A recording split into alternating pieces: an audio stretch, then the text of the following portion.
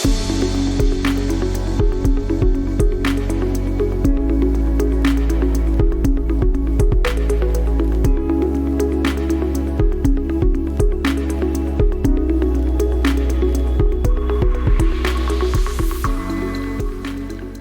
jour, lundi 6 novembre 2023, le Conseil de cabinet du ministère de l'Administration du Territoire et de la Décentralisation s'est tenu sous la présidence de M. le ministre Maury Condé de 9h30 à 10h30 autour des points suivants.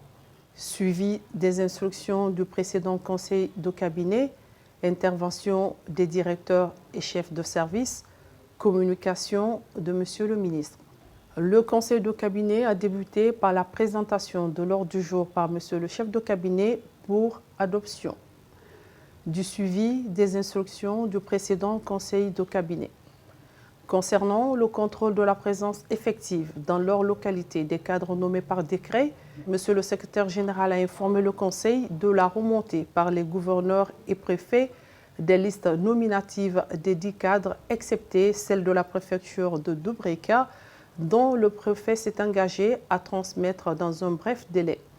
Il a également informé de la mise en place de 2 commissions, dont la première concerne la réélecture du cadre organique des directions et services et la seconde chargée d'élaborer un modèle de curricula de formation des administrateurs territoriaux. Monsieur le chef de la division des ressources humaines a informé avoir fait parvenir à Monsieur le ministre la situation des cadres non postés et de la disponibilité d'un plan de formation à leur intention.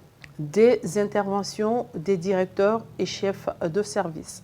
Monsieur le directeur général des collectivités locales a informé avoir pris part à 3 rencontres, à savoir un entretien avec le chef de projet d'appui à la réalisation des politiques nationales de développement à travers le renforcement des capacités de planification et d'adaptation au changement climatique en Guinée. La rencontre a porté sur la préparation d'une mission d'élaboration d'un guide sur les directives techniques et de l'intégration et d'adaptation au changement climatique dans la planification de la budgétisation sectorielle.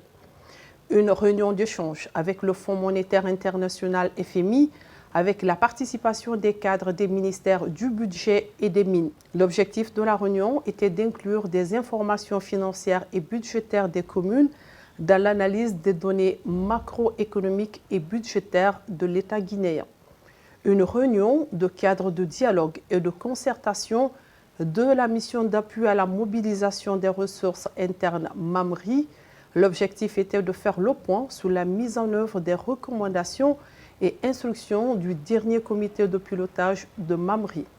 À l'issue de cette rencontre, il a été recommandé la mise en place d'un cadre d'échange entre les directions générales des impôts, du Trésor, des collectivités locales, du budget et de l'Agence nationale de financement des collectivités en Afrique pour discuter des modalités de rétrocession des impôts locaux mobilisés par les services des impôts en faveur des communes. Il a informé de sa participation à l'atelier de ciblage des tests et redevances minières organisé par l'Agence nationale de lutte contre la corruption et de la promotion de la bonne gouvernance. L'objectif de cette rencontre était de mutualiser les informations relatives à la collecte des taxes et redevances issues de la filière bauxite. Monsieur le directeur général de l'Agence nationale de l'assainissement et de la salubrité publique ANSP a informé de la participation de l'agence aux opérations de déguerpissement et d'assainissement des emprises des routes et places publiques à Kaloum.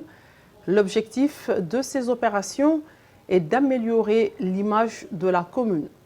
Il a également informé que des dispositions ont été prises par l'agence pour le transport des gravats et déchets à la décharge. Il a enfin informé de l'organisation au compte du mois de novembre 2023 de la journée citoyenne d'assainissement dans les établissements scolaires de la capitale. Des instructions de Monsieur le ministre. Monsieur le ministre a instruit Monsieur le secrétaire général d'écrire à ses homologues des ministères sectoriels concernés par le transfert des compétences afin qu'ils expriment leurs besoins pour le recrutement à la fonction publique locale. Il s'agit entre autres des ministères de l'enseignement préuniversitaire et de l'alphabétisation, de la santé et de l'hygiène publique, de la promotion féminine de l'enfance et des personnes vulnérables, de l'énergie et de l'hydraulique, de l'urbanisme, de l'habitat et de l'aménagement du territoire chargé de la récupération des domaines spoliés de l'État.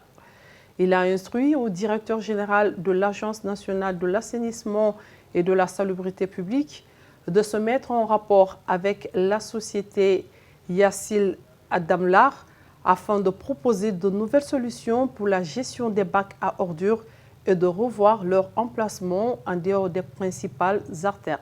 Monsieur le ministre lui a également instruit de prendre des dispositions pour assurer le contrôle et le suivi des PME de collecte d'ordures et de sévir contre celles qui déversent les ordures dans des endroits inappropriés. Au directeur général du Centre national de formation et de perfectionnement des cadres et élus locaux, Monsieur le ministre a réitéré son instruction de proposer dans les meilleurs délais un curricula de formation des administrateurs territoriaux. Aux directeurs généraux des collectivités locales, de l'Agence nationale de financement des collectivités locales, ainsi qu'au chef de la division des ressources humaines, il a instruit de se mettre en rapport avec Monsieur le secrétaire général du ministère du Travail et de la fonction publique afin de convenir d'un canevas type des différentes étapes du processus de recrutement dans la fonction publique locale. La cellule de communication du ministère de l'Administration du territoire et de la décentralisation.